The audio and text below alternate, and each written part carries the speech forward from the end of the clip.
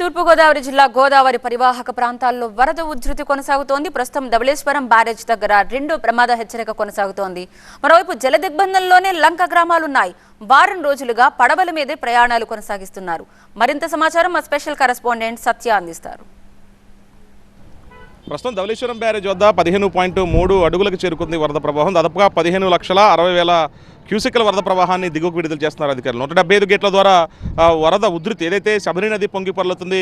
భద్రాచలం వద్ద ఒకసారి 53 అడుగులు ఉంటే మరోసారి 52 అడుగులు. ఇప్పుడు ప్రస్తుతం 51 అడుగుకు చేరుకున్న నేపథ్యంలో తగ్గుముఖం పడితే కనుక కాస్త కోనసీమ లంకగ్రామ ప్రజలు ఊపిరి పీల్చుకున్నట్టుంది. లేదంటే కనుక అక్కడి నుంచి ఈ వరద ప్రవాహం అంతా దిగు వెళ్ళడానికి దాదాపుగా 12 గంటల పైనే పడుతుంది. ప్రస్తుతం బ్యారేజ్ నుంచి వెళ్తున్నటువంటి వరద ప్రవాహాన్ని చూడొచ్చు. ఎందుకంటే పైన ఉన్నటువంటి శబరి నది కూడా దాదాపుగా 40 అడుగులకు పై చేరడంతో అటు ఎటపాక చింతూరు సంబంధించినటువంటి జాతీయ రహదారిపైకి కూడా పెద్ద ఎత్తున వరద నీరు చేరిపోవడంతో అటు మన్యం ప్రాంతానికి సంబంధించినటువంటి చాలా చోట్ల మన్యం ప్రాంతాలకు గిరిజన ప్రాంతాలకు కూడా పెద్ద ఎత్తున వాగులు పొంగి పొరడంతో జలాశయాలు పొంగి పొరడంతో ఆ వరద ప్రవాహం అంతా కూడా దిగి వస్తుంది. ఈ నేపథ్యంలోనే రాజమండ్రి ఏదైతే పుష్కరఘాట్ దగ్గర దాదాపుగా 56 అడుగులు చేరుకుంటే ఇక్కడ ధవళేశ్వరం బ్యారేజ్ వద్ద ప్రస్తుతం అయితే 15.3 అడుగులు చేరుకుంది.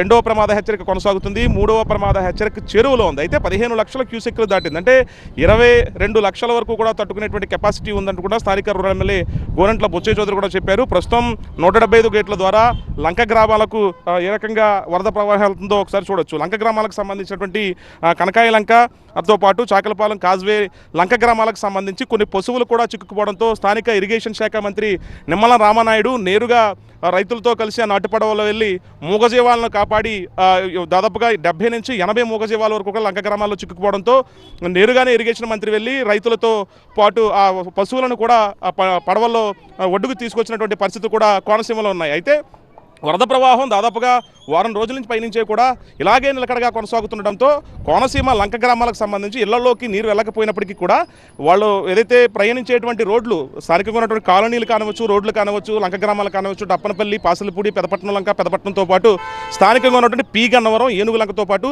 అయినవెల్లి ఎదురు బీడియం కాజ్వేపై కూడా వరద నీరు ప్రవాహం చేరిపోవడంతో ఒకవేళ 16 లక్షల నుంచి 17 లక్షలకు గనక ధవళేశ్వరం బ్యారేజ్ వద్ద ఉంటే కనుక ఖచ్చితంగా లంక గ్రామాల్లో కూడా ఇళ్లలోకి వరద ప్రవాహం నిలబెట్టే అవకాశం కూడా కనిపిస్తుంది. అయితే అటు ముమ్మడివారం సంబంధించి తాళరేవు, ముమ్మడివారం సంబంధించినటువంటి శ్మశానం కూడా పూర్తిగా వరద ప్రవాహంలో చిక్కుకోవడంతో దహన సంస్కారాలకి చాలా ఇబ్బందులు పడిపోతున్నటువంటి పరిస్థితులు కూడా కోనసీమలో ఉన్నాయి. ప్రస్తుతం లంక గ్రామాలు, లంకలో ఉన్నటువంటి పొలాలు, అలాగే ఉద్యానవన పంటలు కూడా పూర్తిగా నీట మునుగుతుంటూ రైతన్న ఆవేదన వ్యక్తం చేస్తున్నటువంటి పరిస్థితి ఉంది. ప్రస్తుతం ధవళేశ్వరం బ్యారేజ్ నుంచి 175 గేట్ల ద్వారా సముద్రంలోకి లక్షల క్యూసెక్ల వరద ప్రవాహం కోనసీమ లంక గ్రామాలను ముంచెత్తుతూ దిగుకు వెళ్తుంది. కెమెరా పర్సన్ శ్రీరామ్తో కలిసి సత్య టీవీని ధవళేశ్వరం బ్యారేజ్ నుంచి.